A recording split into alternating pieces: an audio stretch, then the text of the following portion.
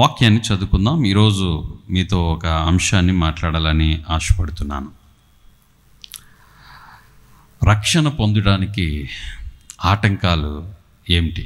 ఇక్కడున్నటువంటి వారిలో కానీ మన సంఘాల్లో ఉన్నటువంటి వారు కానీ రక్షణ అనేది ఎంతమంది పొందుకున్నారు? రక్షణ అంటే ఈరోజు చాలామంది రకరకాల అభిప్రాయాలు, ఏదో మారుతున్నాం, ఏదో దిగుతున్నాం, అవి ఉండకూడదు, ఇవి ఉండకూడదు అనే భావనలు మన చుట్టూ కట్టేసుకొని దేవుడిచ్చే విలువైన రక్షణను మనం పొందుకోలేని వారంగా ఉంటున్నాం. సేవకుడు చెప్పే బోధల కంటే మనుషులు చెప్పే బోధలే బాగా పనిచేస్తున్నాయి ఈరోజు మనుషులకి. నువ్వు రక్షణ ఇప్పుడుగా తీసుకోవాల్సింది, రక్షణ తీసుకోవాలంటే స్ట్రాంగ్గా ఉండాలి, రక్షణ తీసుకోవాలంటే అలా. మరి రక్షణ తీసుకోవడం కారణం అదే కదా. దేవుల్లో మనం రక్షణ అంటే దాని మీనింగ్ ఏంటంటే దేవునితో మనము అతకబడి ఉండడం, దేవునిలో సహవాసములు ఉండడం, పాపము నుండి విముక్తి పొందడం. యేసు ప్రభువు ఈ లోకానికి వచ్చిన దేనికోసం? యేసు అనే పేరుకి అర్థం ఏంటి? రక్షకుడు, రక్షించడానికి. ఆయన ఈ లోకంలో పుట్టిన దేనికంటే అనేకులను ఆయన తన పాపమును రక్షించడానికి ఈ లోకంలో పుట్టాడు. మనొక విమానం ఎక్కాలంటే ఏం కావాలి? టికెట్ కావాలి, బోర్డింగ్ పాస్ కావాలి. ట్రైన్ ఎక్కాలంటే టికెట్ కావాలి. మరి పరలోకానికి వెళ్ళాలంటే రక్షణ కావాలి. నరకానికి వెళ్ళాలంటే ఏం అవసరం, ఫ్రీ, ఉచితం. ఒక 4 విషయాలు చెప్తాను. ఈ భూమి మీద రక్షణ పొందలేకపోవడానికి ఏమేమి ఆటంకాలు వస్తున్నాయి?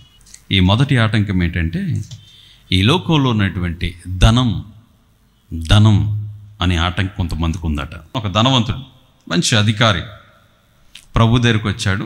వచ్చి ప్రభువుని అడుగుతున్నాడు, నిత్య జీవానికి నేను వెళ్ళాలంటే ఏం చేయాలి?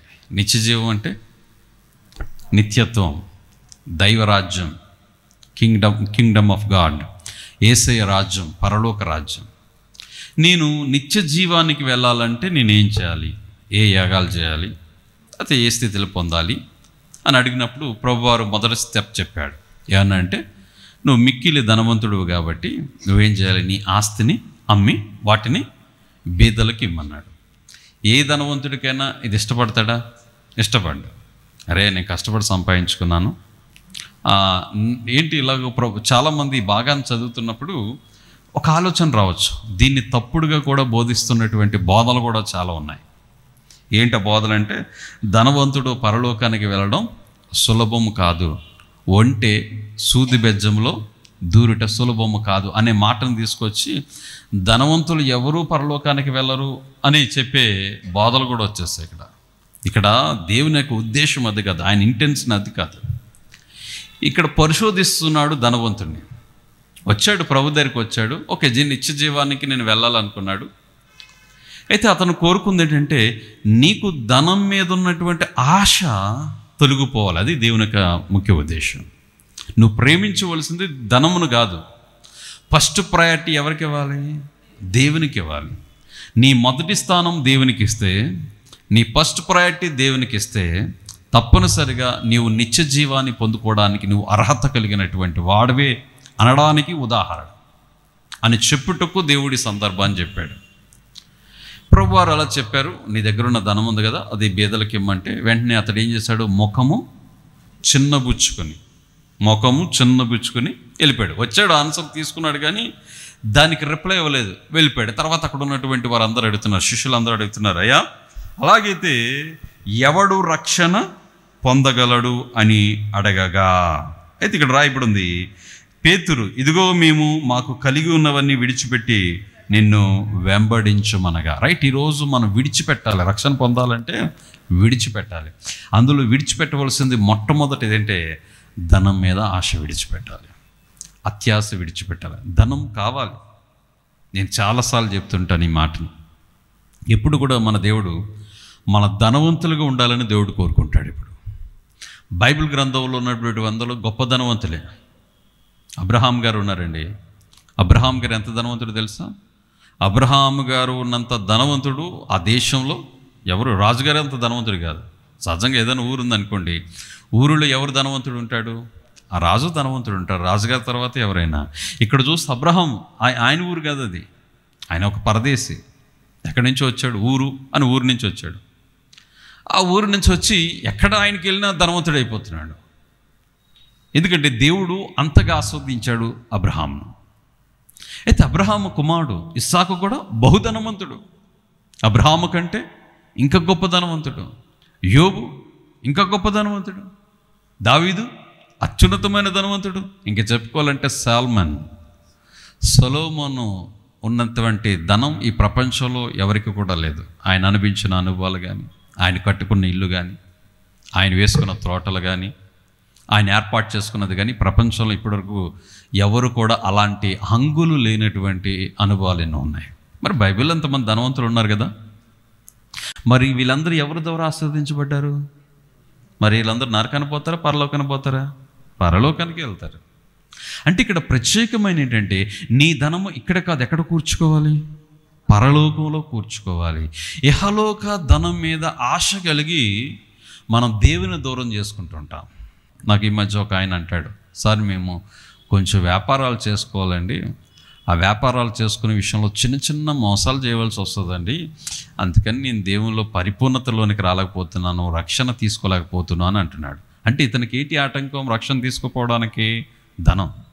అరే దేవుడు నిన్ను పిలుచుకుంది మోసాలు చేయొద్దనే కదా, మళ్ళీ ఇంకెందుకు మళ్ళీ దేవుని దగ్గర బేరం మనకి? ఒకసారి అడుగుతారు, చిన్న చిన్న చేయవచ్చా పాస్టర్ గారు? మా పర్లేదంటారా అంటే, అరే మనం అందరం అసలు రక్షణ అనేది దాని మీనింగ్ ఏంటి? మనం మారాలి, ప్రభుకి యోగ్యులుగా ఉండాలి. వాళ్ళు చేస్తున్నారు కదా, వాళ్ళతో మనకి ఎందుకండి? వాళ్ళు చేస్తే రేపు నువ్వు పరలోకంలో హాయి చెప్తా ఆయన నరకంలో నుంచి ఒక నీటి చొక్క వేయమంటాడు. నువ్వు వాళ్ళతో పోల్చుకోని అవసరం లేదు, మనం ఎవరితోనో పోల్చుకోని అవసరం లేదు. కాబట్టి ఒక్కొక్కసారి మనం ధనం మనకు ఆటంకంగా ఉందేమో, ధనేపేక్ష రక్షణకు ఆటంకంగా ఉందేమో, మనం చేసే వ్యాపారాలు రక్షణకు ఆటంకంగా ఉన్నదేమో. దయచేసి ఒకసారి గమనిద్దాం. జక్కయ్య అని ఒక వ్యక్తి ఉన్నాడు. యేసుప్రభువు వారు ఆ యొక్క ఎరుకో పట్టణము గుండా ఆయన వస్తుంటే ఆయన చూడాలని ఆశ జక్కయ్యకు వచ్చింది. అతడు పొట్టువాడైనందున అతడికి కనబడటం లేదు. ఎందుకంటే ముందున్న వాళ్ళందరూ ఎవరు ఉంటారు? హైట్లో ఉంటారు, కనబడదు కదా. మనోడు కొంచెం గెంతిన కనబడట్లేదు. ఇంకా చేసేది లేక పక్కన ఒక చెట్టు ఉంది, గబగబా మేడి చెట్టు ఎక్కాడు. ఎక్కగానే ఇప్పుడు బాగుంది, చక్కగా కనబడుతుంది, ప్రభువారు రావడం అంతా కనబడుతుంది, అమ్మయ్య అనుకున్నాడు.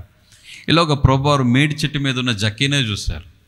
అక్కడ చాలామంది ఉన్నారు, కానీ రక్షణ ఎవరి కోసమో దేవుడికి తెలుసు. ఆ మేడి చెట్టు మీద ఉన్న జక్కయ్య వైపు చూశాడు. జక్కయ్య త్వరగా దిగిరా, నేను నీ ఇంట ఉండవలసి వచ్చింది. ఇక్కడ అద్భుతం ఏంటంటే, అప్పటి వరకు ధనాపేక్ష, జక్కయ్య అంత అవినీతిపరుడు మరొకరు లేడట. ఎందుకంటే ఆ వాక్య భాగాన్ని మనం గమనిస్తే, జక్కయ్య నీ ఇంటికి వస్తాను రా అనగానే గుసగుసలు మొదలయ్యేట, అందరూ సనుగుడు మొదలయ్యే బైబిల్లో ఉంది. అంతా సనుగుతున్నారు. ఎందుకు సనుగుతున్నారు? వీడు పాపి కదా, దుర్మార్గుడు కదా, వీడు చేసినంత అవినీతి మరొకటి చేయలేదు. అలాంటి అవినీతి పరుడి దగ్గరికి, అలాంటి పాపాత్ముడి దగ్గరికి ఎవరు వెళ్తున్నారు? యేసుప్రభు వెళ్తున్నాడా అని అందరూ ఆశ్చర్యపోయారు. రా దిగిరా, నేను ఇంటికి వెళ్తున్నా అన్నాడు. అయితే ఇప్పుడు జక్కయ్యలో ఉన్నటువంటి అద్భుతమైన మాట ఏంటంటే, ప్రభు యొక్క మాటను రిసీవ్ చేసుకున్నాడు. దేవుని పక్కన పెట్టి, దైవాన్ని పక్కన పెట్టి, అన్నిటినీ పక్కన పెట్టి, కుటుంబాన్ని పక్కన పెట్టి సంపాదించిన ఆ అనుభవం కలిగిన వాడు ఒక్కసారిగా ప్రభువారు పిలవగానే ఇప్పుడు తనలో మార్పు వచ్చింది. తనకు తానే ఏమంటున్నాడు తెలుసా? ప్రభువారు ఏం చెప్పలే. ఇక్కడంటే ఇతనికని చెప్పారు, నీ ధనాన్ని అమ్మి పేదలకు ఇమ్మని. జక్కీకి ఏం చెప్పలే. జక్కయ్య కిందకి దిగిరా అంటే జక్కీ తనకు తనే అయిపోయాడు. ఏమన్నాడు తెలుసా? నేను అన్యాయంగా సంపాదించుకునే సొమ్మంతా నేను 4 గంతులు, 1 కాదు 2 కాదు 3 కాదు, అంతే ఎంత సంపాదించాడు చూడండి, 4 గంతులు ఇచ్చేసాడు రిటర్న్. అది నిజమైన రక్షణ అంటే, అది పశ్చాత్తాపం అంటే. సో కాబట్టి ఈరోజు మన జీవితంలో కూడా చాలా విషయాలు ఆటంకాలు ఉన్నాయి. ప్రభు అడుగుతున్నాడు, అన్ని సంపాదించుకున్నావు, ఆస్తులు సంపాదించుకున్నావు, ఇల్లు సంపాదించుకున్నావు, కార్లు సంపాదించుకున్నావు, కానీ ఏం లేదు, సాల్వేషన్, రక్షణ లేదు. ఏం ప్రయోజనం? ఈ లోకంలో భూమి మీద ఉన్నంతకాలం మనం ప్రయాసపడవలసింది ఏంటంటే, నిత్య జీవాన్ని పొందుకోవడానికి మనం ప్రయాసపడాలి, నిత్యత్వాన్ని పొందుకోవడానికి ప్రయాసపడాలి. ఈరోజు వాక్యం ద్వారా ప్రభు నీతో మాట్లాడుతున్నాడు. ఏంటి మాట్లాడుతున్నాడు అంటే, ఏది ప్రయోజనం, ఏది ముఖ్యం? కాబట్టి లోకలు అన్నీ సంపాదించుకుని అసలైంది పక్కన పెడుతున్నాం, ముందు కావాల్సిన అసలైంది. నువ్వు ధనము కంటే, ఇంటి కంటే, కార్ల కంటే, మిద్దుల కంటే, పేరు కంటే, అన్నిటికంటే నీ దగ్గర రక్షణ ఉంటే నీ జీవితంలో చాలా హ్యాపీగా ఉండొచ్చు. 2 విషయాన్ని చూద్దాం. రక్షణకు ఇంకేమీ ఆటంకాలు ఉన్నాయి. మొట్టమొదట ధనాశ అనేది ఒక ఆటంకం. 2వది మతం. మతం అనేది మన ఈరోజు మనం తెచ్చుకున్నటువంటి మాట. రక్షణ అనేది మతానికి సంబంధం లేదు. మతం మనం క్రియేట్ చేసుకుంది. ప్రభువారు మతాన్ని స్థాపించడానికి రాలేదు, ఆయన రక్షణ ఇవ్వడానికి వచ్చాడు. అది ఒక వర్గానికి, ఒక దేశానికి కాదు, అందరికీ, ప్రపంచంలో ఉన్న వారందరికీ కూడా ఆయన రక్షణ ఇవ్వడానికి వచ్చాడు, రక్షణ భాగ్యాన్ని ఇవ్వడానికి వచ్చాడు. అయితే ఈ రక్షణ పొందడానికి కొంతమందికి ఏంటంటే భయం, మతం. అరే నేను ఈ మతంలో ఉన్నాను కదా, ఒకవేళ దీంట్లోంచి తీసుకుంటే ఈ మత సంబంధమైన ఆచారాలు నేను పాటించకూడదేమో, లేకపోతే దీనికి దూరం అయిపోవాలేమో, మనుషులకు భయపడుతూ, ఇతరులకు భయపడుతూ, ఒకవేళ ఎవరైనా ఏమని అంటారేమో నేను రక్షణలోనికి వెళ్తే, ఒకవేళ నన్ను కొన్ని కార్యక్రమాలకు దూరం చేస్తారేమో అనే భావనలు ఈరోజు చాలా ఉన్నాయి. ఉండడమే కాదు, ప్రస్తుత కాలంలో జరుగుతున్నటువంటి పరిస్థితులు కూడా అయ్యే ఉన్నాయి. అవిశ్వాసాన్ని ఎక్కడ చూపిస్తున్నామంటే రక్షణ దగ్గర మన అవిశ్వాసాన్ని చూపిస్తున్నాం. నువ్వు రక్షణ పొందకపోయినా అంటారు, రక్షణ పొందినా అంటారు, అనేవాడు ఎవడైనా అంటేనే ఉంటారు. ఈరోజు ప్రజల్లో చాలా వరకు మార్పు వచ్చిందండి. ఏది సత్యం ఏది అసత్యం అనేది తెలుసుకున్నారు. కాబట్టి ఇక్కడ ప్రభువారు మతాన్ని మారమనలేదు, మతం స్థాపకుడు కాదు ప్రభువారు. ఈరోజు మతం అనేది ఈరోజు ఆటంకంగా మనం చేసుకుంటున్నాం, ఆటంకపరుస్తున్నాం. ముందు మన మనస్సు మారితే అన్నీ మారుతాయి. మనం దేవుని వాక్యం వారికి అర్థమయ్యేటట్లుగా చెప్పాలి.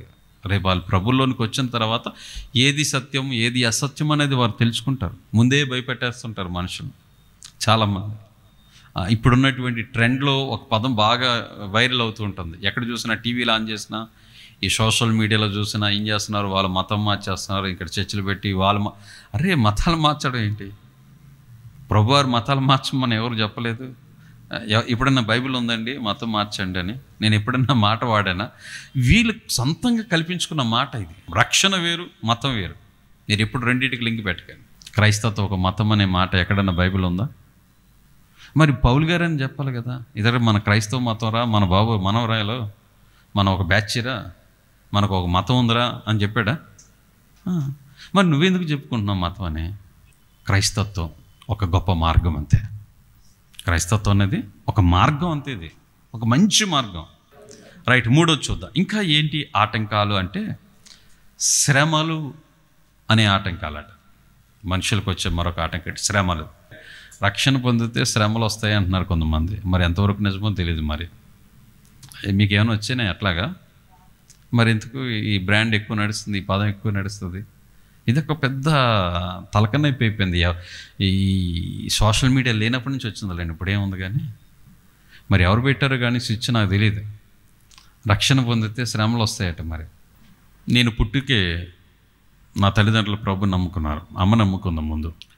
అయితే అమ్మ చర్చికి వెళ్తుందని తెలిసి నాన్న కొంచెం కోప్పడేవాడు. కానీ మా నాన్నకంటే మా పెదనాన్నలు, మా తాత వీళ్ళు మాత్రం కొంచెం ఎక్కువ రియాక్ట్ అయ్యేవాళ్ళు. ఏంటి మన ఇంట వంట లేనిది నువ్వు చర్చిలకు వెళ్ళడం ఏంటి, పల్లెటూరులు కదండి, ఇష్టానుసారంగా మాట్లాడడం మొదలెట్టారు. ఆ తర్వాత నాన్న మార్చుకుంది, నాన్న కూడా మార్పు చెందాడు, ఇద్దరు రక్షణ పొందారు, ఇద్దరు చర్చికి వెళ్ళడం మొదలెట్టారు. ఇద్దరు బైబిల్ తీసుకొని చర్చికి వెళ్తుంటే వెంటనే మా తాత వచ్చి అన్నాడట, మీరు చర్చికి వెళ్ళే ఉద్దేశం ఉంటే ఈ ఉమ్మడి కుటుంబంలో మీరు ఉండవలసిన అవసరం లేదు, మీరు బయటికి వెళ్ళిపోవచ్చు. ఇంకొక ఆప్షన్ కూడా ఇచ్చాడు, మంచి ఆప్షన్. ఏంటంటే ఆస్తిలో చిల్లుగా కూడా మీకు ఇవ్వం. మామూలుగా సహజంగా ఎవరైనా అయితే ఆలోచించడానికి టైం అడుగుతారు. మా నాన్న వాళ్ళు ఆలోచించలేదట, అన్నాడు మాకు ఏసే కావాలి, నీ ఆస్తి ఎవడు కావాలని బయటకు వచ్చేసాడు. దేవునికి స్తోత్రం. అలా మేము చిన్నపిల్లలను బాగా మమ్మల్ని తీసుకుని బయటకు వచ్చేసి ఒక అద్దీంట్లో ఉన్నారు. ఆ తర్వాత కొన్ని రోజులకి మా పెదనాళ్ళ కంటే 4 రెట్లు ఎక్కువగా దేవుడు ఆస్వాదించాడు మమ్మల్ని. దేవునికి స్తోత్రం. హల్లెలూయా. వాళ్ళందరూ ఇప్పుడు మా కిందే ఉన్నారు ఇప్పటి వరకు. వాళ్ళు కూడా చాలామంది ప్రభు దగ్గరికి వస్తున్నారు ఇప్పుడిప్పుడే. ఎందుకు ఈ సందర్భాలు చెప్తున్నంటే నూరంతుల ఫలాన్ని ఇస్తాడు. నువ్వు ఇబ్బందులు పడినా, శ్రమలు పడినా వస్తాయి, రాకుండా ఎందుకుంటాయి? నా కుటుంబంలో వచ్చినప్పుడు నీ కుటుంబంలో ఎందుకు రాకుండా ఉంటాయి? మీ జీవితంలో ఎందుకు రాకుండా ఉంటాయి? ప్రతి కుటుంబంలో, ప్రతి జీవితంలో కూడా వస్తాయి శ్రమలు. కానీ ఆ శ్రమలు మాత్రం దీవెనలుగా దేవుడు మారుస్తాడు. 4 చూద్దాం. రక్షణ పొందకపోవడానికి మరొక ఆటంకం ఉంది. ఏంటంటే పాప వినోదాలు ఆటంకంగా ఉంటాయట. లోకంలోనూ కొన్ని ఎంజాయ్మెంట్స్ ఉంటాయి, కొన్ని వినోదాలు. అరే రక్షణ పొందితే మనం వినోదాలకు ఏమైపోవాలి? దూరం అయిపోవాలి. వీటికి దూరంగా ఉండాలి, ఈ పరిస్థితుల్లోనికి వెళ్ళకుండా ఉండాలి. ఈ పాపపు వినోదాలను గూర్చి కొంతమంది వెనకాడుతూ ఉంటుంటారు. ఈ లోకంలో ఈ పాపపు వినోదాలు శాశ్వతం కాదు. కొంతమంది అంటుంటారు, బాప్తీసం తీసుకుంటే అక్కడికి వెళ్ళకూడదట, ఈ చూడకూడదట అండి కదా, అందుకని అందుకని రిజర్వ్గా ఉన్నానని కొంతమంది అంటుంటారు. ఎందుకు ఈ కొంత సమయం 2 నిమిషాలు 10 నిమిషాలు 1 గంట 2 గంటలు వినోదాన్ని ఇచ్చే కాదు, నిజమైన సంతోషాన్ని ఇచ్చే స్థితిని చాలామంది ఎత్తుకోవట్లేదు. ఏదో ఉంటుందని అనుకుంటుంటారు. అందులో ఏముండదు. ఆల్రెడీ మీరు అందరూ అనిపించి వచ్చేసారు కదా. ఏముంది అందులో? ఏమనుందా? ఏమీ లేదు. సొలొమోను అనుకున్నాడట, ఆకాశం కింద సంతోషం ఉంటుంది అనుకున్నాడట, అన్నీ ఇండ్లలో సంతోషం ఉంటుంది అనుకున్నాడట, దొరికిందా? ద్రాక్ష తోటలో సంతోషం ఉంటుంది అనుకున్నాడు, దొరికిందా? భార్యల్లో సంతోషం ఉంటుంది అనుకున్నాడట, దొరికిందా? ఎంతమంది భార్యలు తెలుసు సొలొమోనుకి? 1000 మంది భార్యలు. వ్యర్థం పిచ్చోడైపోయాడు పాపం లాస్ట్లో. అన్నీ వ్యర్థం అన్నీ ఎతికాను, మొత్తం లోకం అంతా ఎతికాను, బంగారంలో ఎతికాను, వెండిలో వెతికాను, అన్నీ వ్యర్థం. నిజమైన ఆనందం ఎక్కడుంది? సొలొమోను నీళ్ళు అడగమనండి ఎవరన్నా పోయి. ఈ వినోదాలు, లోకంలో ఉన్నటువంటి వినోదాలు, లోకంలో ఉన్నటువంటి పాప వినోదాలకి చాలామంది ఏం చేస్తున్నారంటే రక్షణను దూరం చేసుకుంటున్నారు. ఒక ఆయన చిన్నప్పటి నుంచి దేవుని మందిరంలో ఎదిగాడు, ఏ రోజు సినిమాకి వెళ్ళలేదు పాపం అన్నాడు. అందరూ సినిమాల గురించి చెప్తుంటే అతడు సంఘంలో పాస్టర్ గారి దగ్గర ట్రైనింగ్ అయి ఉన్నాడు, చక్కగా పరిచయం చేస్తుంటాడు. అందరూ సినిమాలు అంటున్నారు. అసలు అంటే ఇప్పుడు అంటే టీవీలు వచ్చేసాయి అనుకోండి, అప్పట్లో టీవీలు లేని టైం. ఇప్పుడు ఏముందండి, మొబైల్లో సినిమాలు వస్తున్నాయి, టీవీలో వస్తున్నాయి, అన్నిట్లో చక్కగా చూసుకుంటున్నాం. ఇప్పుడంతా ఓటీటీలు వచ్చినాయి, ఒక ఆల్మోస్ట్ ఆల్ ఈరోజు అన్నీ ఇండ్లకి వచ్చేసినాయి, ఎక్కడికి మనం వెళ్ళవసరం లేదు. అప్పట్లో ఆయనకి ఏంటంటే సినిమా చూడాలని ఆత్రుత ఉందట. సినిమా చూడాలని ఆత్రుత ఉంది, కానీ వెళ్తే ఎవడని చూస్తాడని భయం. అందుకని ఏం చేశాడంటే సెకండ్ షోకి మఫ్లర్ వేసుకొని సెకండ్ షోకి సినిమాకి వెళ్ళాడు. ఫస్ట్ టైం సినిమా చూడడం. ఓకే, సినిమా ఆడుతున్నప్పుడు ఒక విలన్ హీరో ఇద్దరికి ఫైట్ జరుగుతుందట ఒక బిల్డింగ్ మీద. ఆ బిల్డింగ్ మీద ఒక చిన్న పాపను రక్షించే విషయంలో ఫైట్ జరుగుతుంది. ఆ పాపని ఎక్కడ వదిలేస్తాడని టెన్షన్ పడిపోతున్నాడు. అది నిజం అనుకుంటున్నాడు పాపం. కొంతమంది ఫస్ట్ టైం చూసే వాళ్ళకి ఎలా ఉంటుంది, ఆత్రుత. కొంతమంది సినిమా చూస్తే ఏడుతూ ఉంటారు, కొంతమంది ఎందుకో తెలియదు. సీరియల్ చూసి ఏడిసే వాళ్ళు ఉంటారు, టీవీలు చూసి ఏడిసే వాళ్ళు ఉంటారు. మనోడు మునిగిపోయాడు పాపం అందులో. ఆ పాప ఎక్కడ పడిపోతుందని భయం. మొత్తానికి విలన్ పక్కకు దూసేసి ఆ పాపని ఆ బిల్డింగ్ నుంచి ఇలా తీసి రక్షించగానే ఒక్కసారి ఆనందంగా హల్లెలూయా అన్నాడట. వెనకాల వరుసలో ఉన్న వారందరూ హల్లెలూయా అన్నారట. అంటే వెనకాల వరుసలో ఉన్న వాళ్ళు ఎవరు? మన బ్యాచే. ఆయనేమో అలవాట్లు హల్లెలూయా అన్నాడు. వెనకాల ఉన్న బ్యాచ్ వాళ్ళు కూడా అలవాట్లు ఏం చేశారు, చర్చ అనుకుని వీళ్ళు హల్లెలూయా అన్నారట. అలాగుంటుంది అనమాట ప్రస్తుత కాలంలో. కాబట్టి ఏముండదు ఇందులో, ఈ లోకంలో ఏముండదు. ఈ లోకంలో అన్నీ వ్యర్థమే. నిజమైన ఆనందం దేవునిలో ఉంది. కాబట్టి వ్యర్థమైన వాటి కోసం చాలామంది ఏం చేస్తున్నారంటే రక్షణలోనికి రాకుండా వారి జీవితాలను కఠినం చేసుకుంటున్నారు. కాబట్టి ఈ ఆటంకాలు ఒకవేళ మనలో మన కుటుంబ సభ్యులు ఉన్నట్లయితే తప్పనిసరిగా వాటి నుంచి మనం విముక్తి పొందుదాం. రేపు రాబోయే రోజుల్లో ఆ రక్షణ ఆనందంలో దేవుడు మనందరినీ నడిపించును గాక.